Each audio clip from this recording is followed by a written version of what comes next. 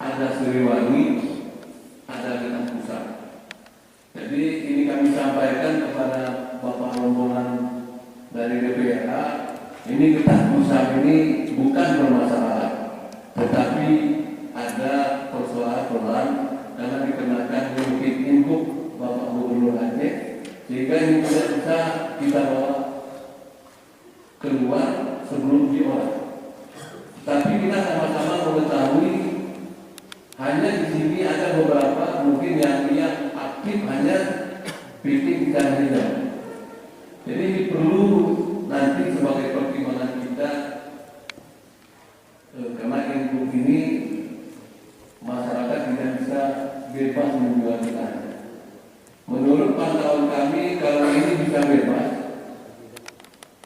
dan masyarakat bisa membayar PAD dari getah ini, mungkin kalau penghasilan getah dari ini kita rata-ratakan 300 ton satu bulan, kalau 1.000 saja dibayar oleh yang menjual getah ini kan sudah lumayan lah PAD itu.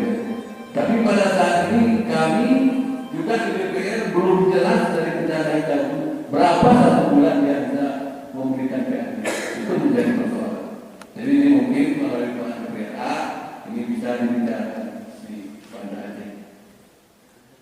Bapak Ibu hadirin yang berbahagia, sekali lagi kami ingin sampaikan kepada kita semua, kami berharap ada sumbang saran dan masukan terhadap buku PHBK ini kepada tim kita yang datang dari Banda Aceh, karena ini mungkin buku PH ini akan dibahas di DPR RI. Jadi ini perlu